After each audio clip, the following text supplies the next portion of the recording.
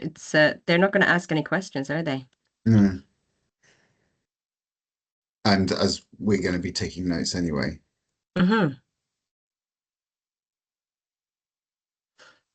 Maybe it's something to. Maybe a policy that says no note takers. You attend or you watch the session. We share links. Mm-hmm. Exactly. But Elena kindly started the recording. Thank you, Elena.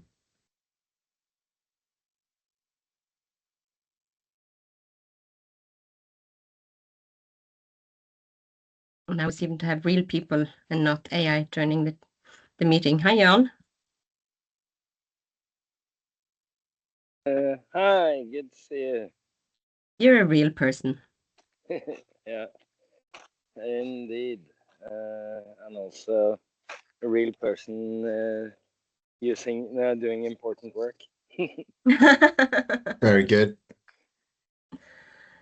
We did start this meeting by talking about animals, so it's just you're in the right meeting. Yeah, that's good. It's my livestock. I will try to find some way to make money of them. Good luck with that with dogs. Thanks. How are you doing, Ali?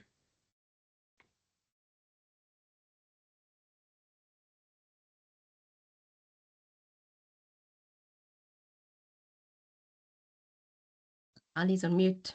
And Mohammed, hello, how are you? Hello, good morning all. Good morning, Christine. Good morning, Tom. Good morning, Yirga. Thank you. كما يهدركم يرجع. Hey, how are you? Thank you. Hando? Betas of the Hando. كل سلام. ما شاء الله. آمين.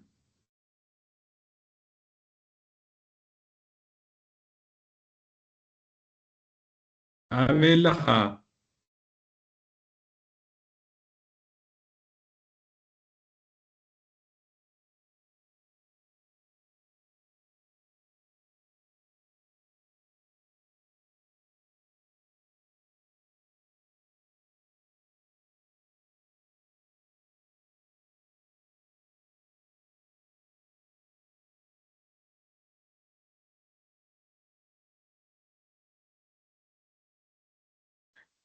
A few more people are joining.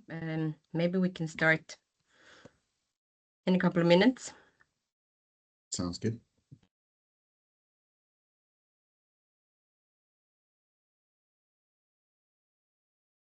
Hi, everyone. Hi, Christian. Hi, hello, everyone. Hi, sorry, I'm just moving from one room to the other. That is no problem. We encourage walking.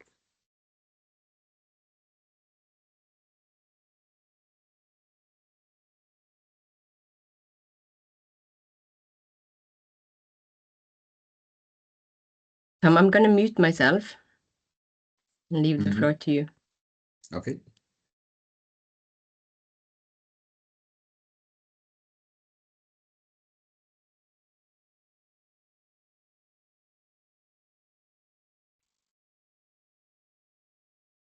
Hi, Leonardo. How are you doing?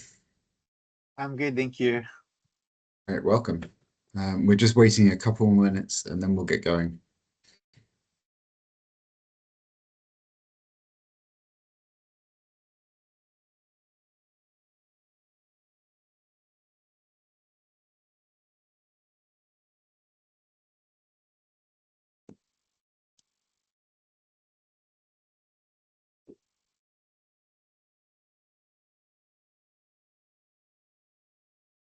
I guess the most important question is, does everyone have their coffees for their coffee and chat?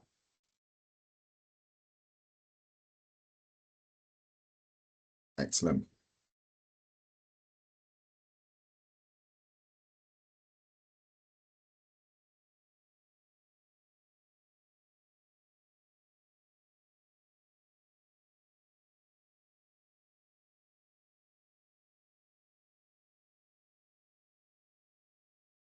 Okay, Yirga, how do you feel about getting started in just a minute? Yeah, we can. I'm ready Right. anytime. Fantastic. Okay, in that case, welcome everyone. My name is Tom, and I'm here as a volunteer with the Community Engagement Forum, which, as I think you know, it's a interagency community practice that is designed to help humanitarian practitioners who are more interested in community engagement to really try and get into the weeds and understand real challenges and real problems that people are facing. And it was set up with the CCCM cluster a few years ago, and is free and open to anyone to join and listen and share and learn from each other. And I really like it because it's very small and it's wonderfully low key, and it's not about higher policy, it's about real stuff that's going on. And today we are going to hear, in this coffee and chat session, we're going to hear from Yirga, who is in Ethiopia and has been involved with community resource centers for a long time now. And I'm sure many of you either know Yirga or have heard of Yirga. But he's here today to talk to us about community resource centers and how recent changes to programming have meant that the community is now much more involved in what's going on in the community resource centers. And I'm very, very excited to hear what Yirga has to say. So Yirga, over to you. And just before we begin, for everyone else who's listening, if you have any questions throughout the chat, or if anything comes to mind, please put it into the chat, and Crystal will be monitoring them. And then once Yirga's finished, we're going to have time for question and answers. So, Yirga, over to you. Thank you very much. It's really fantastic to have a community like you hear the reality in the ground, how communities are engaged in the day-to-day response into the IDP and their need. A little bit background. We are a local NGO called Organization for Social Service, Health and Development, OSAD. Before November 2020, we were a development-oriented organization, mainly working on social service, health and development. But right after the November 2020, the war in Tigray, we were forced to shift from development into emergency response. But since our engagement, OSAD in general, as organization, me personally,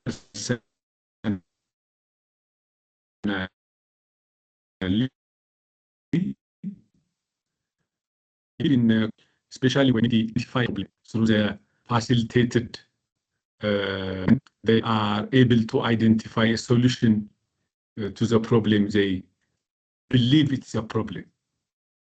So when we start the emergency response, we really engage community. And when we say community, both community, the IDP community and the host community. We were learning by doing because we had no any experience on emergency. We had no any experience what cluster is, the aim, the way things to be done, the procedure. But through experience, we become active in participating in the CCM cluster because we become camp management agency.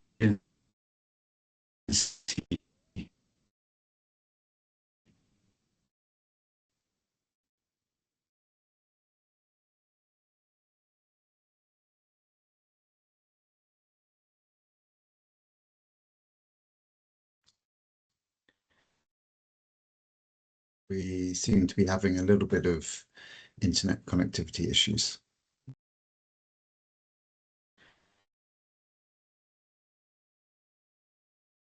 Yirga, maybe you need to turn off your camera.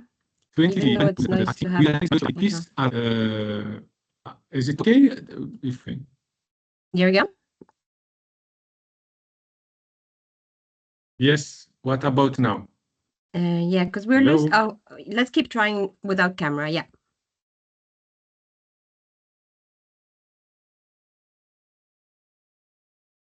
But do you want to try speaking now?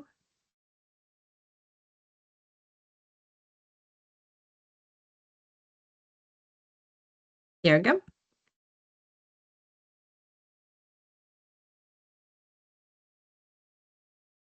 I don't know, Tom. What do you want to do? Hello. Hello. Hi, Yirga. We can hear you. Okay. Okay. Sorry.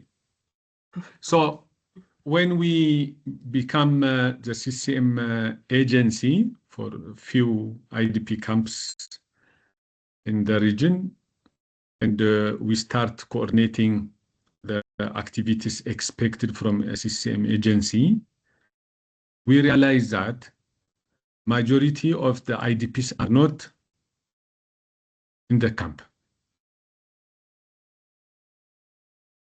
In terms of number, around 70%.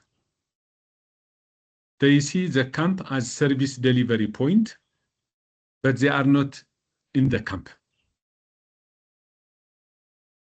And the governance structure, the participation, the monitoring, support we deliver was only for the 30% in the camp, and we feel there is missing voice here. So we start for advocating to coordinate IDPs out of the camp. So the community resource center, then we were calling them community dropping center. Concept came into practice. We start in Maqala, and we expanded it to different part of the region. Abiy Adi, Aksum, Shire, Korem, Alamata, with the support of UNHCR, with the support of IAM, RRF, and we start really engaging the IDPs in the host community to have their own structure, representation, voice, and they start interacting with service delivery partners. But still, when we do, we feel there is still missing element. The community resource center, or then we call them community dropping center, if we don't integrate them with the host community, still something can be missed in doing the service delivery activity. So in our meeting, we start inviting community leaders, host community leaders, through their structure. They start interacting with the IDP representatives of the IDPs in the host community. That bond, that interaction, that dialogue creates exchange of services. Let's say when we have Wi-Fi, when we install them in the community center, it was intended for the IDPs in the host community, but the host community has no access for that. Then the center become a service point to access Wi-Fi. When IDPs in the host community receive something to eat, they should bake and cook and firewood was a problem, and we installed electrical stove. Then even the host community, they start using. Wash facility, they start using. Then that bond become into a critical support system among the IDPs in the host community and the community in the host community. So the very challenge came in January when the funding cut happened, funding reduced, and we received from the partner who was supporting us, the only available budget that we can use is from January to March to run the community center that hosting IDPs, returnees, sometimes refugees, and the host community itself. So we put this agenda during the meeting among the IDP leaders and the host community leaders in front of the Social Affairs Office, which is a government structure responsible to follow up and support IDP issues. Then when we put this agenda, we put that after March, OSAD is not going to be able to run the community centers.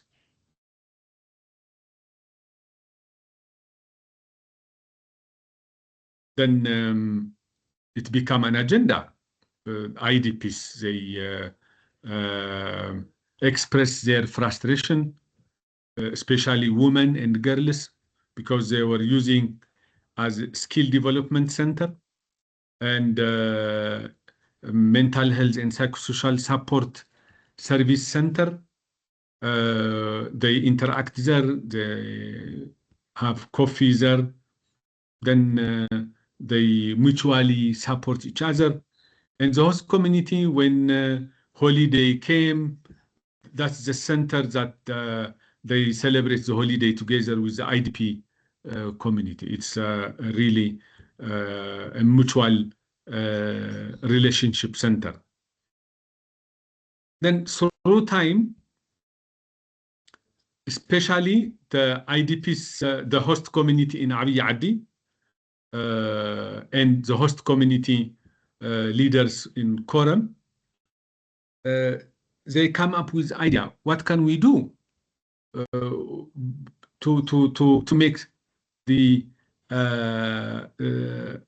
centers continue? What is really needed? It could be in terms of material. It could be in terms of finance. What can we do? How can we contribute? Because this center is important for both of us. Then we start thinking, okay, by the way, everybody knows that local partners, we are not expensive. We can do more with less. Then we come up with the basic things that can be mobilized easily from the community. So for two center, when we finish the January to March, it was expected to close, to say goodbye to the staff, but it didn't happen because of the community contribution. Staff in Abiy Adi, staff in Sharon said, Quorum. جوادی از ما کده کزنی بهتر برمی ریتریت هست چون اونا become able to run the community center open for everyone as it was because of the financial contribution and in-kind contribution of the host community. up to now, a total of 4,200 USD was contributed to cover the salary of the staff to run. And for sure, the water utility and electricity utility is covered by the social affair of the government structure. So in the beginning, I told you I believe in community capacity. When the community identifies a problem, instead of expert-driven problem, when experts identifies a problem, the community expects the expert to solve it. But when community themselves identifies a problem, they have a capacity to put a solution there. So we are running two community center funded by community, and IDPs are still using, especially the women and girls, without interruption, the service that we were providing. And this help the partners that were using the community center as service delivery unit, they become able to continue their service there. Partners in Abiy Adi, partners in Quorum, still they are using the centers to continue. So you could imagine if it was closed, even the partners will face a challenge to deliver the service they intend for the IDPs. So in summary, yes, local partners supported by international NGO, UN agencies, actively engage in community engagement. But if we don't use it properly to galvanize the community capacity into a resource to fill the gap that possibly can happen anytime, service interruption happen. When service interruption happen, frustration follow, and it become difficult to restore. But because of our engagement and the trust from the community, and because of the unique nature of local partners, we become able to sustain at least 2 community centers out of the 9 community centers that we were managing in Tigray. So this is in short. I'm very much happy to respond for any question, because it should be interactive. There are many questions I expect.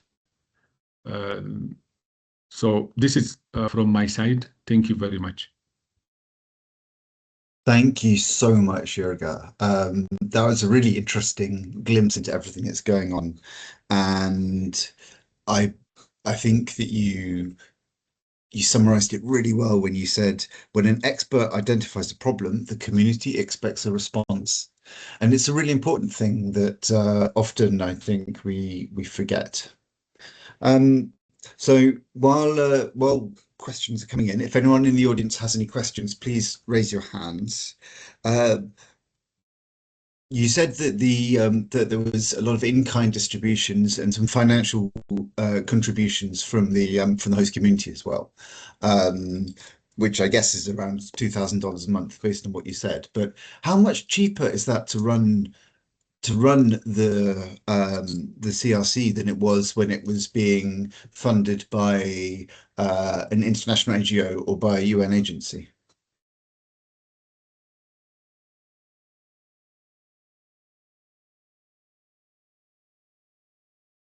Tom? Yes, Yirga. Come again. Um, It was interrupted. okay. How much cheaper is it to run the center when it's being run by the community now than when it was being funded by an international NGO or UN agency? I can give you a simple example. When we do distribution in the community center, we can do a distribution with the price of 5 USD per person for labor work. That labor is our staff.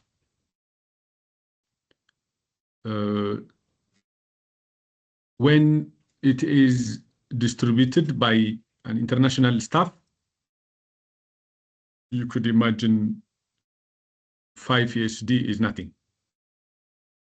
You don't get a person working for international NGO to be paid $5 per day. That's the big difference.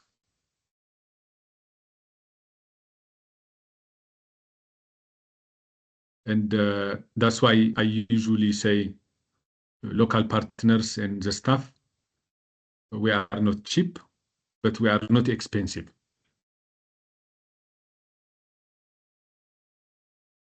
Thank you very much. Good words there. Kristen, you have a question?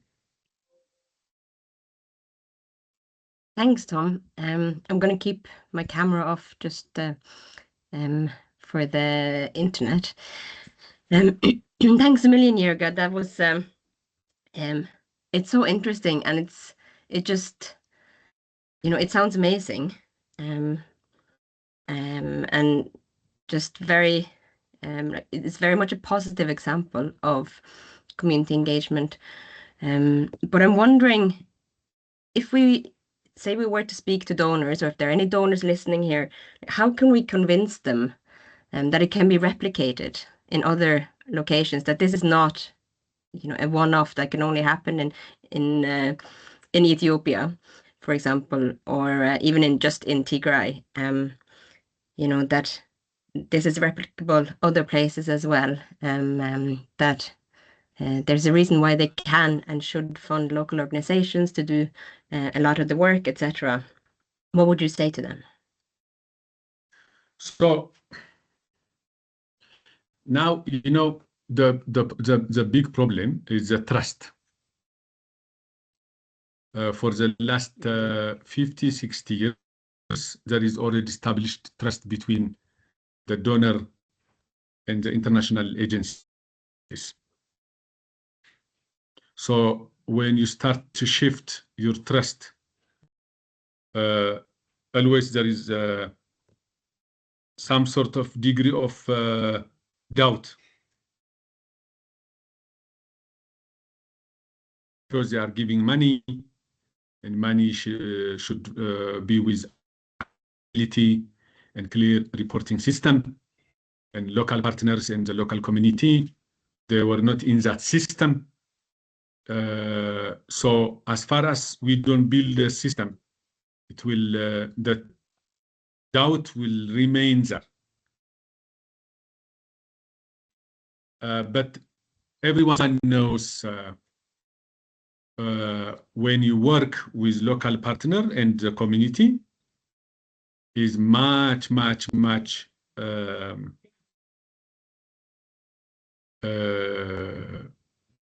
obvious to achieve more with less available funding. But for me, that system was not there. It's a very recent, if you even see the data, even since the grand bargain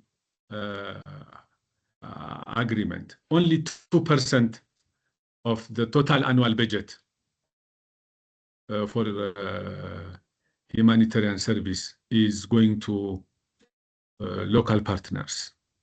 What does it tell you? Still, there is a big gap between the donor agencies there, and the local partners in the ground. The in-between gap needs some sort of systems thinking to fix. But it's obvious when you work with a local partner, you could achieve more with less. I was calculating in 2024, we were managing 47 IDP sites and 9 community centers.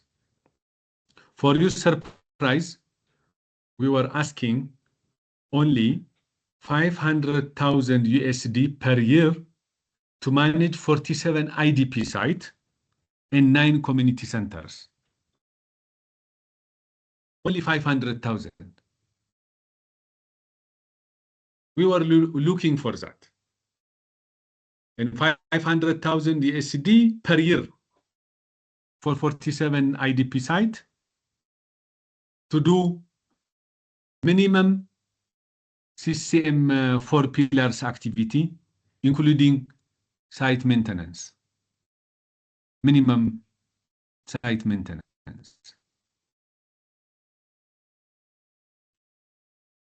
Then what does it mean 500,000 for a UN agency per year?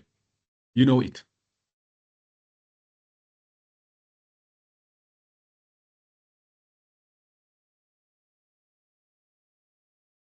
This is what I can say. It's very interesting, Yirga. Isabel, you have your hand up. Yeah, hi, Yirga. I have one question that I think from my side, coming from the global level, I see a lot of our country teams, and in the past I have as well, struggled to find local organizations who want or need to understand site management. And then when we do, trying to get them over that line so that we're all working on the same page. And I was just wondering if right back at the beginning of your experience working with on the humanitarian side more, if there were any specific trainings or tools that really helped you and your organization reorient from development to humanitarian that we could look at and kind of build on more.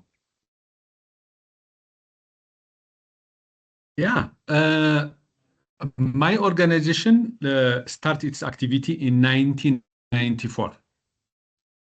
So you could imagine from 94 to 2020, around 20 years experience on development activity, especially working with community.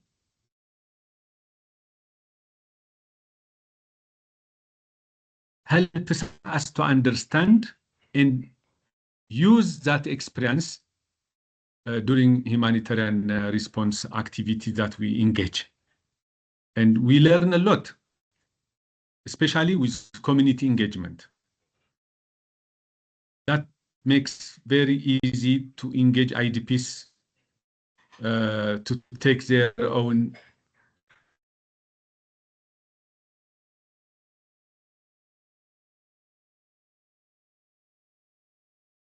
Hello? That was We can really hear you, interesting. yeah. Hello? We can hear you. Okay. So our experience in the development intervention, especially in the community engagement part, volunteer mobilization and contribution, as to use it during emergency response activities that we engage. And that helps us to have a very strong trust from the community and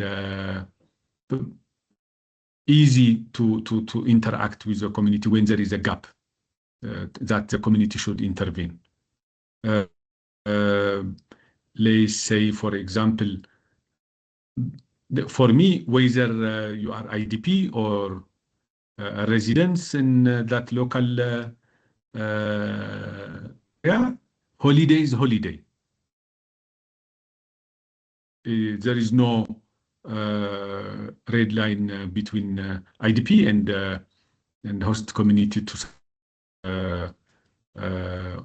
holiday. And most of the international NGO and agencies and partners, there is no special attention that can, intervene in the IDP's expectation to respond to the holiday. But local partners, easy for us to mobilize the community, the host community, to celebrate holiday within the camp with holiday gift and contribution. Even sometimes I feel bad. There is no a tool. Even we were recommending to OCHA and other entities to develop a tool to report community contribution and to quantify it and to make it visible in responses. But there is no tool up to now that makes it very visible in the global activity. But it helps us a lot. If I answered, Elizabeth, sorry.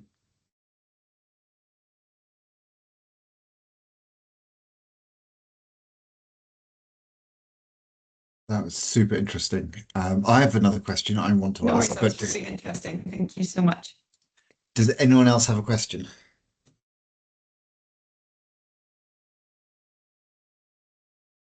All right. Yirga, it's I used to work for a very, very tiny local NGO long ago in Iraq, and it was always quite difficult to see and understand what was going on within international NGOs, within the cluster system, etc. And your organization, you've made that leap, and you've learned along the way. I'm sure that you've struggled at times and you've made mistakes, and it's been difficult, but you've got there. You've got to a position where you have a role within the cluster system as a local NGO, and unfortunately, I don't think there are that many examples, that many really good examples of this happening around the world. If you had to give a couple of bits of advice to someone from a local NGO who was thinking about trying to join with the humanitarian system a bit more, what advice would you give?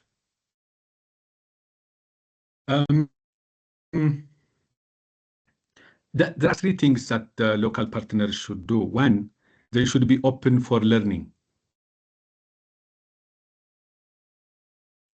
and to adapt. Adaptability is a key thing. If you learn and you don't adapt, it's difficult. So adaptability is very, very important. Second, they should identify their area of expertise on how they can support the global level commitment to translate into action in the ground. So if they learn and adapt and identify their own, they don't have to follow after money. When there is money, I see running to catch the money here and there with no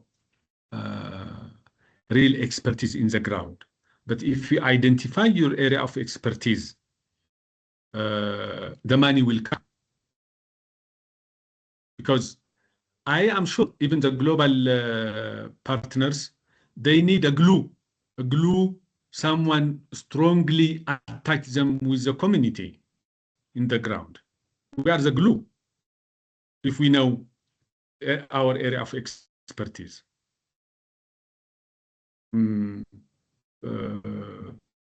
So this is the second.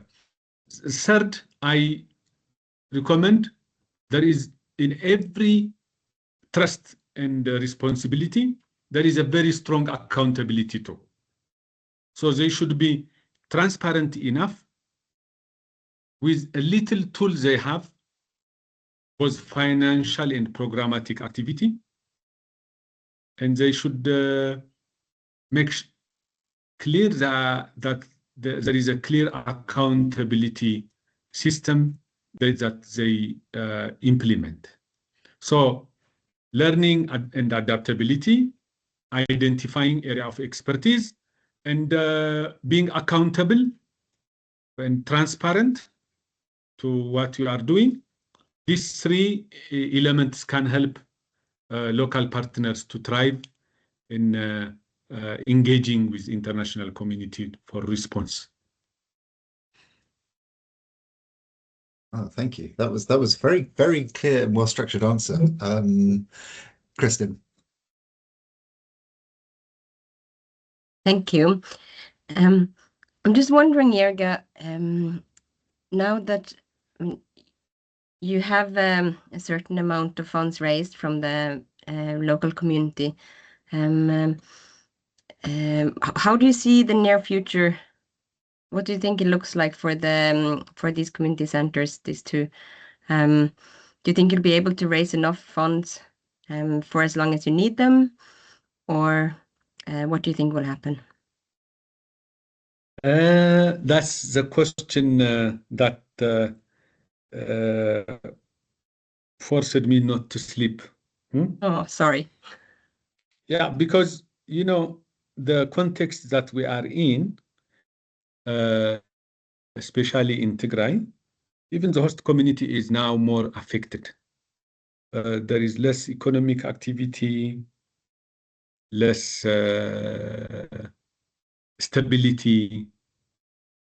People, including myself, we don't know what will happen tomorrow because we are living in a very ugly, volatile political environment.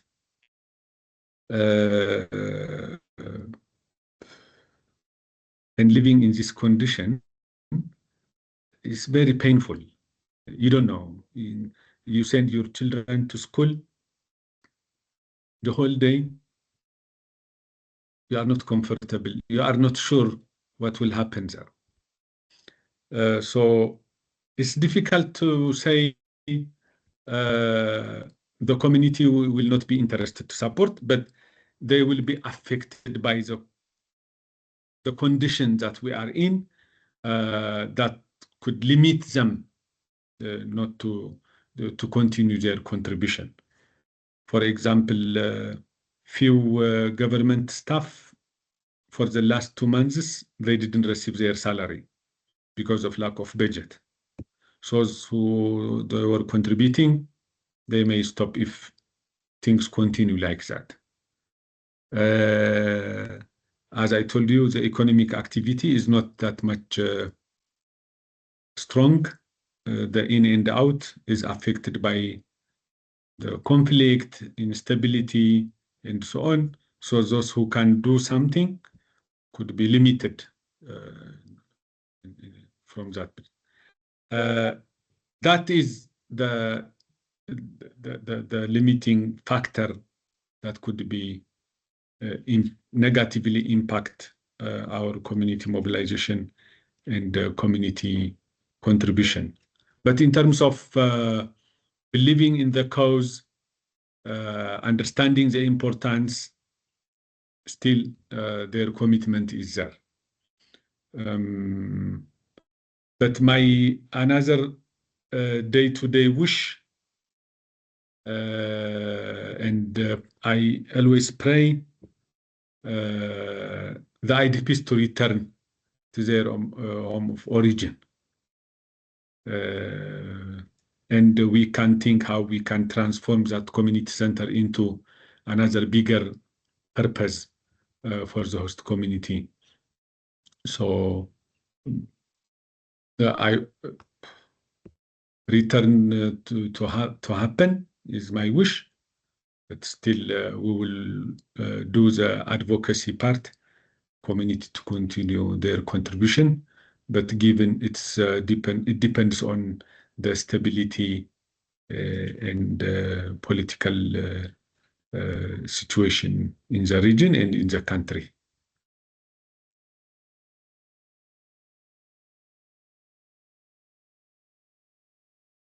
Thank you, Yirga.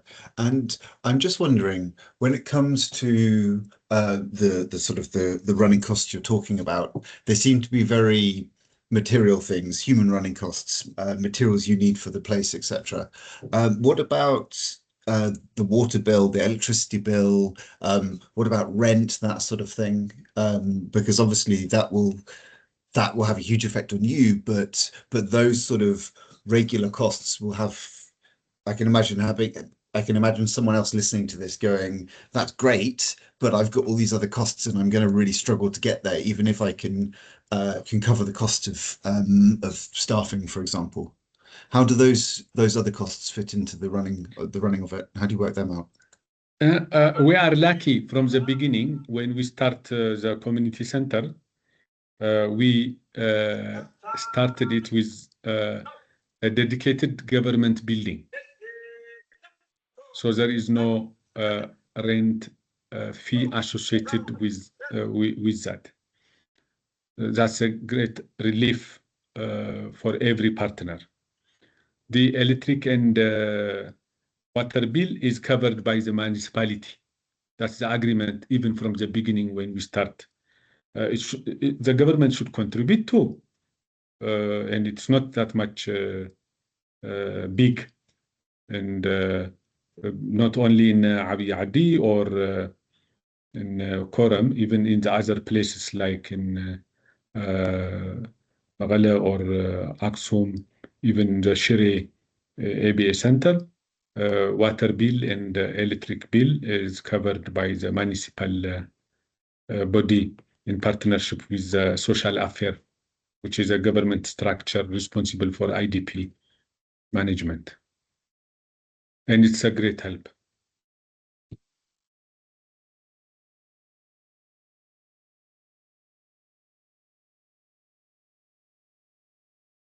Yeah, I can see how that does make it all a bit more sustainable. And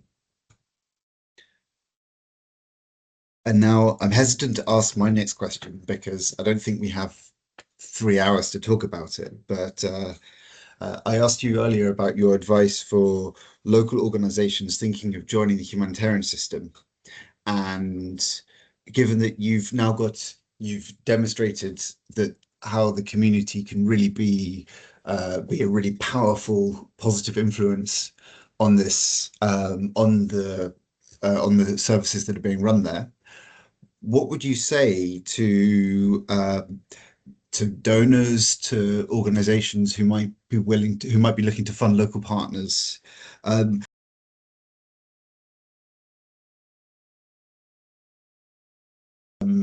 Less scary. How can they remove the barriers for local organizations to get more involved and more engaged, and to maybe get some of that precious funding? So personally, I believe in localization and localization as much as possible, and internationalized it when it's necessary. So there is a big role by international agencies to engage in emergency response. But there should be a very intentional action. Intentional, not a sudden action, but intentional, planned action to mobilize local partners to make them able to be in a good capacity to take responsibility of implementation of humanitarian responses. International NGOs or agencies, because of their engagement for many years, they acquired a very huge experience that local NGO or local partners to benefit. So the second thing that I want to see from the international agencies is in a process to shift from being an implementing agency into a technical agency to support local partners.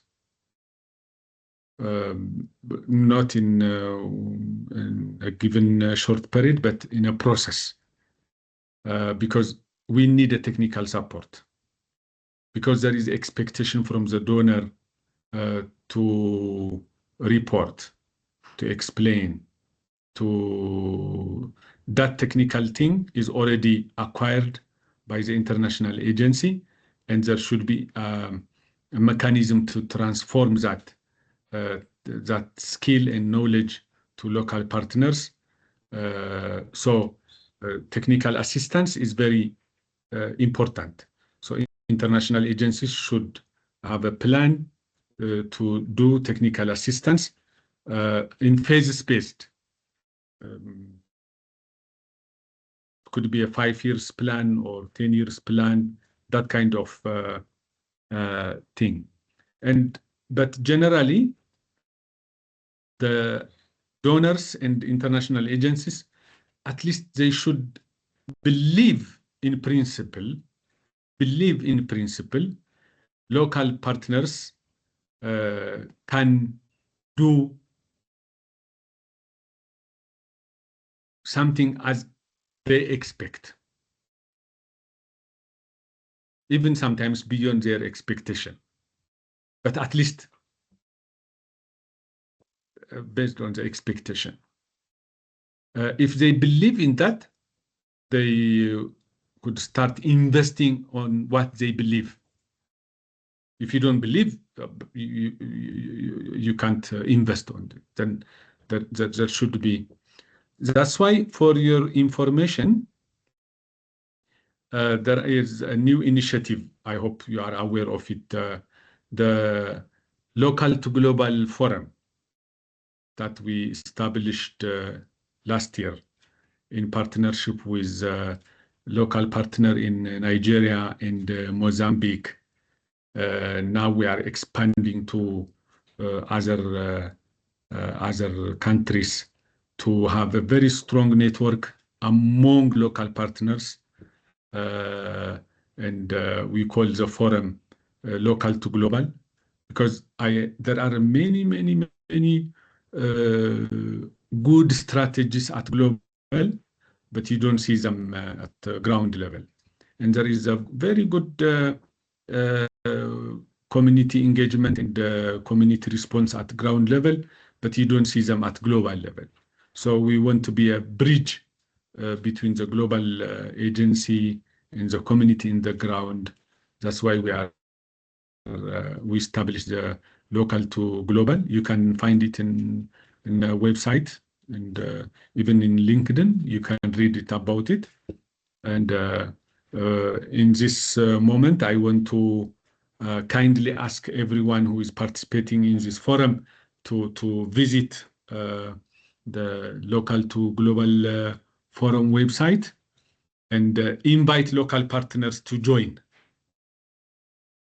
and make strong to shoulder the responsibility it's expected, especially with the current funding reduction. The problem is that even sometimes double than last year when you see the gap, but the funding is decreasing. The local partners can fill the gap and in a very positive way.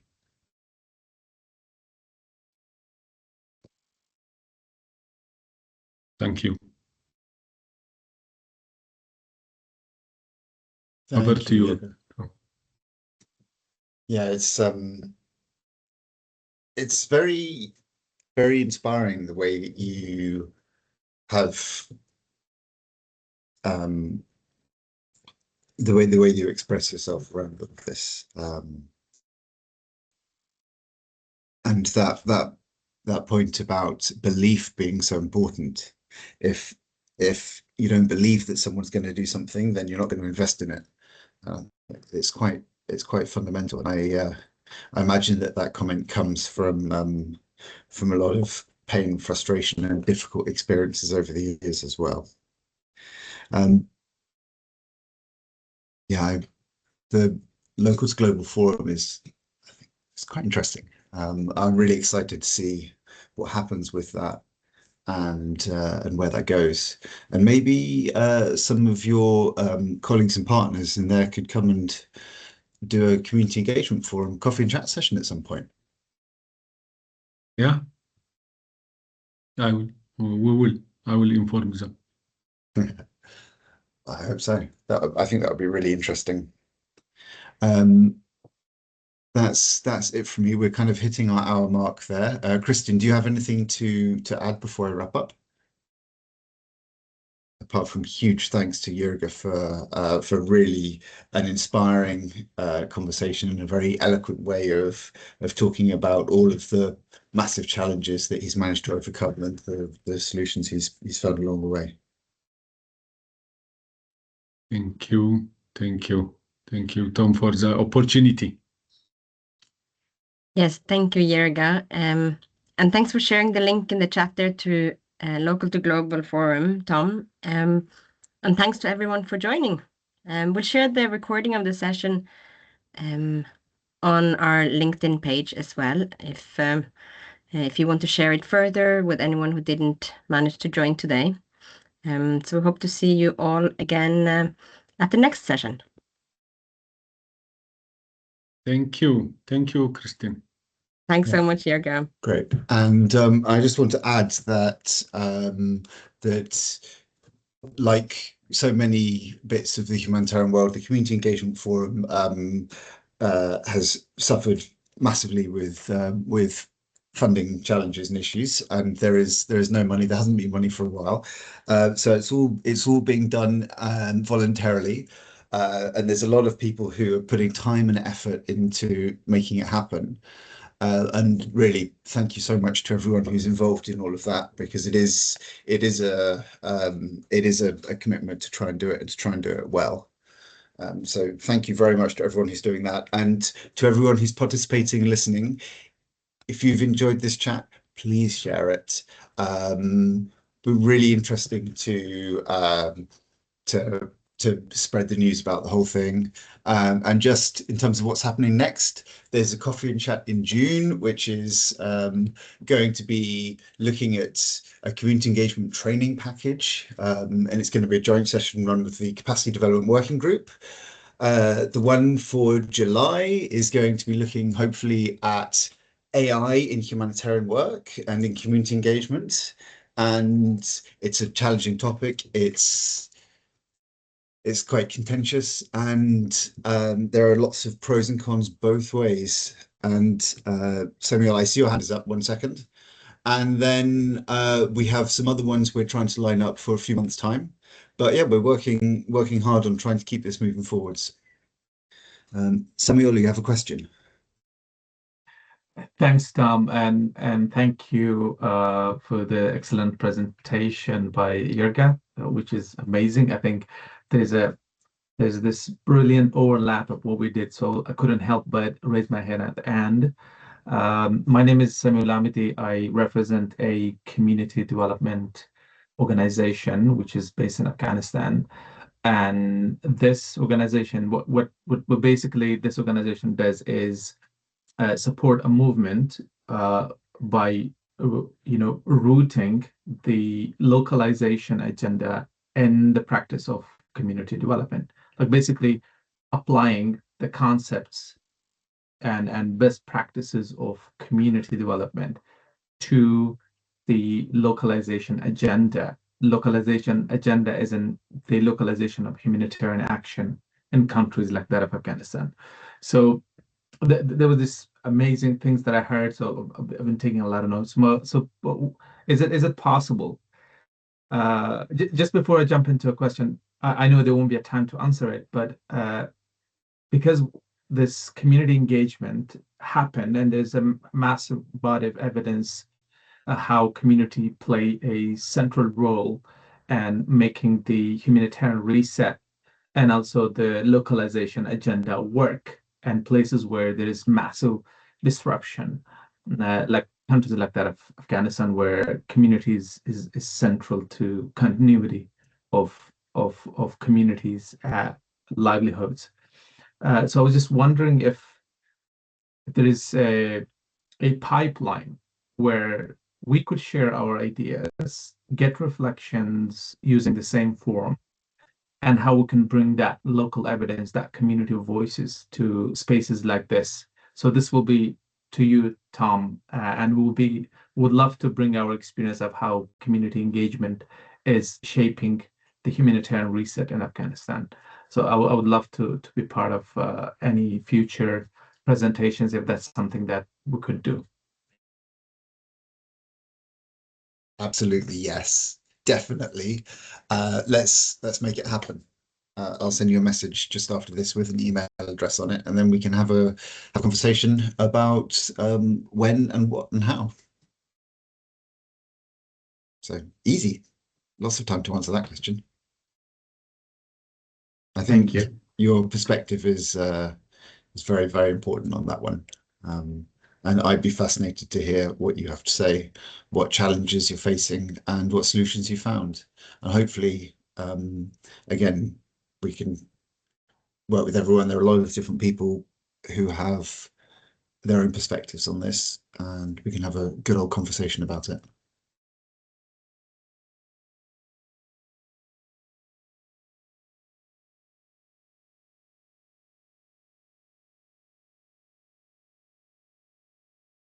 Samuel, is that enough for now? Yes, thank Okay, you. fantastic. That was brilliant. Thank you for being receptive. I'm gonna drop my email, and then hopefully I can have yours so we can set up a chat. Yeah. Great. All right. Fantastic. Thank you very much, everyone. Thank you for listening. Thank you for your time. Thank you to everyone who has been involved in setting this session up and running it and running all the other sessions that we're having as well. And especially thank you so much to Yirga for your time, your wisdom, for your elegance, and your eloquence even. Yeah, thank you very, very much. It's really appreciated, Yirga. I found what you've said to be thought-provoking and inspiring, and I'm slightly left in awe in how you're able to structure your thoughts. I wish I could do that. So thank you very much, everybody. And thank you, Yirga. And I look forward to having a chat next month.